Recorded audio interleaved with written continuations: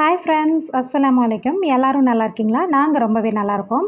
இன்றைக்கி நம்ம உடலுக்கு குளிர்ச்சியும் இம்யூனிட்டி பவரையும் தரக்கூடிய விட்டமின் சி ரொம்ப ரொம்ப அதிகமாக இருக்கிற நெல்லிக்காய் வச்சு தான் நம்ம ரசம் பண்ண போகிறோம். இது ரொம்பவே ஈஸியாக செஞ்சிடலாம். டேஸ்ட்டுமே ரொம்பவே நல்லாயிருக்கும். அதுக்கு நான் இன்றைக்கி ஒரு 3 நெல்லிக்காய் போல் எடுத்திருக்கேன். அது இந்த மாதிரி பீஸாக நம்ம கட் பண்ணி சீடை தனியாக பீல் தனியாக நம்ம ரிமூவ் பண்ணிக்கலாம். இப்போ இதை ஒரு மிக்ஸி ஜாருக்கு நம்ம மாற்றிக்கலாம். மிக்ஸி ஜாரில் இது எல்லாம் சேர்த்ததுக்கப்புறம் கூடவே இது கூட ஒரு அரை டீஸ்பூன் போல் மிளகு இல்லை மிளகு பவுடர், பெப்பர் பவுடர் எது வேணாலும் சேர்த்துக்கோங்க. கூடவே ஒரு டீஸ்பூன் போல் ஜீரகம் இல்லை ஜீரக பவுடர் சேர்த்துக்கோங்க. நான் இன்றைக்கி ஜீரக பவுடர் தான் சேர்த்துருக்கேன். இது கூட நல்லா பழுத்த தக்காளி ஒரு 3 போல் சின்ன சைஸ் நான் ஒரு 3 அண்ணன் சேர்த்துருக்கேன். அதையுமே கட் பண்ணி இதை நல்லா நைஸாக மிக்ஸி ஜாரில் இதே போல் நல்லா அரைச்சி எடுத்துகிட்டு வந்துடலாம். இப்போ நம்ம இதை மிக்ஸ் பண்ணிக்கலாம். ஒரு பாத்திரம் எடுத்துக்கோங்க. இதில் நான் ஒரு கரண்டி அளவுக்கு மட்டும் நான் பருப்பு வேக வச்சு அதோட தண்ணி சேர்த்து இது கூட மிக்ஸ் பண்ணிக்கிறேன்.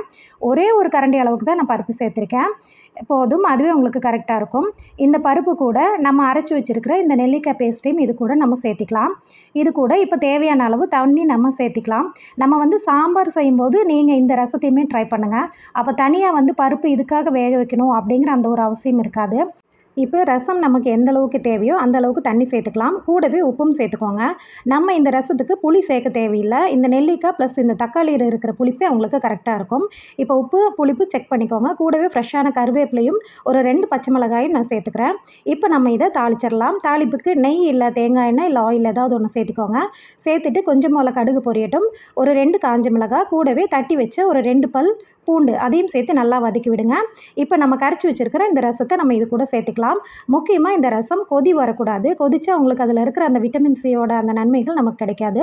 ஸோ இந்த மாதிரி நுரை கட்டும் போதே ஃப்ரெஷ்ஷான மல்லி இலையும் கூடவே கொஞ்சமாக பெருங்காயத்தூளும் போட்டு சேர்த்து சூப்பரான ரசத்தை நம்ம ஸ்டவ் ஆஃப் பண்ணி இறக்கிடலாம். நெல்லிக்காயை ஏதாவது ஒரு ஃபார்மில் நம்ம எல்லாருமே சாப்பிட்ணும். ஆனால் நிறைய பேருக்கு இதோட டேஸ்ட் பிடிக்கிறதில்ல. முக்கியமாக லேடிஸ்க்கு இது ரொம்பவே நல்லது. ஸோ இந்த மாதிரி ரசமாக வீக்லி 1 or 2 டைம்ஸ் நம்ம எடுத்துக்கலாம். உடம்புக்கு ரொம்பவே நல்லது. நீங்களும் கண்டிப்பாக ட்ரை பண்ணுங்கள். இது போல் ஹெல்த்தி அண்ட் ஈஸியான டேஸ்டியான ரெசிபிக்கு நம்ம சேனல் ஆஹா வேர்ல்டு சப்ஸ்கிரைப் பண்ணாதவங்க சப்ஸ்கிரைப் பண்ணுங்கள். நெக்ஸ்ட் வீடியோவில் பார்க்கலாம்.